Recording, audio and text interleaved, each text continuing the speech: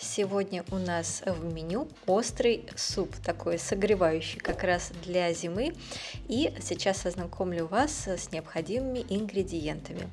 Нам потребуется с вами картофель, одна штука, при условии, если это большой картофель, и также лук, одна штука, маленький или среднего размера. Кабачок, если кабачок большой, то половина, если маленький, то целиком. Зеленый перец чили одна-две штуки, в зависимости от того, насколько острые вы любите, и зеленый лук 1 или 3 пера, в зависимости от размера. И я использую шампиньоны, но можно любые грибы, 3-4 штуки, в зависимости от их размера. Первое, что мы делаем, это нарезаем картофель. Нарезаем его на кубики, но это не принципиально, можете нарезать его на любую другую форму. Если все-таки выбираете кубики, то они должны быть где-то в 1-2 сантиметра. Картофель можно пока будет положить в воду, чтобы он не поменял цвет и чтобы вывести крахмал. Далее мы нарезаем лук. Лук мы нарезаем также на кубики в 1-2 см или на любую другую желаемую вами форму. Главное, чтобы размером он был с куски картофеля, в зависимости от того, как вы его нарезали. Также мы нарезаем кабачок. Я нарезаю его на кубики в 1-2 см. Главное, чтобы все вот эти три овощи совпадали с друг другом кусками по размеру. Далее нарезаем перец чили тонкими кольцами. Если нет зеленого, можно использовать и красный или вообще опустить. Зеленый лук мы также нарезаем тонкими кольцами. Количество зеленого лука зависит от того, насколько вы его любите. Грибы мы нарезаем на куски среднего размера, в зависимости от формы самого гриба, соответственно, и такими кусками нарезаем, какими удобнее. Кимчи нам нужно в объеме 75 грамм, это несколько листьев кимчи. Нарезаем кимчи кусками среднего размера, но такими, которые будет удобно класть себе в рот. Теперь мы берем кастрюлю или же сковороду, но тогда она должна быть глубокая.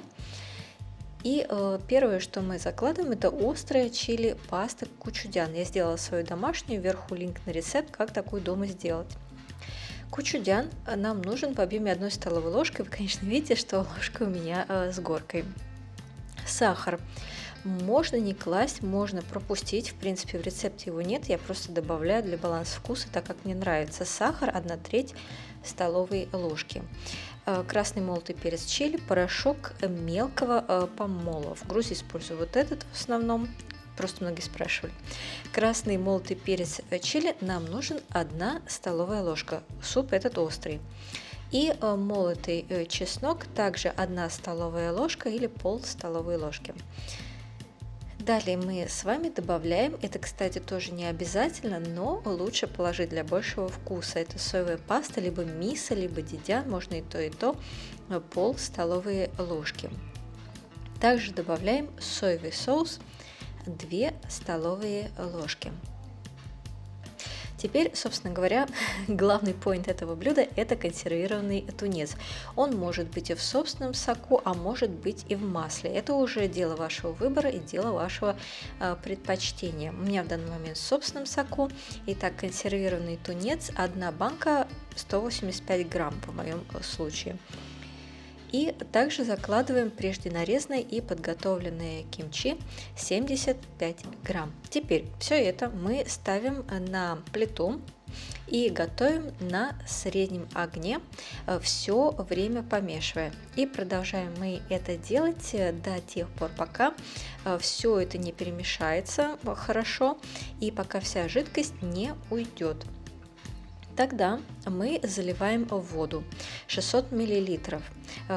Залили немного, перемешали и потом заливаем все остальное. Кстати, можно использовать не только воду, а, например, какой-нибудь суповой бульон овощной или даже говяжий, или куриный, или свиной. То есть здесь можно поимпровизировать. Залив воду, мы закладываем картофель, лук и кабачок. Все это мы немного перемешиваем и доводим до кипения. Доведя до кипения, мы накрываем это крышкой и варим под крышкой на среднем огне в общей сложности где-то около 15 минут. В процессе самой варки нужно несколько раз помешать, там 1 или 2 раза, то есть поднимаем крышку, помешали, опять закрыли, варим дальше. И когда у нас до конца варки останется 4 минуты, мы снимаем крышку и добавляем немного черного молотого перца. Не принципиально, можно это пропустить. И также закладываем грибы, заложили грибы, помешали и затем закладываем прежде нарезанные и подготовленные зеленые чили, перец и зеленый лук. Все это перемешиваем и продолжаем варить все оставшееся время.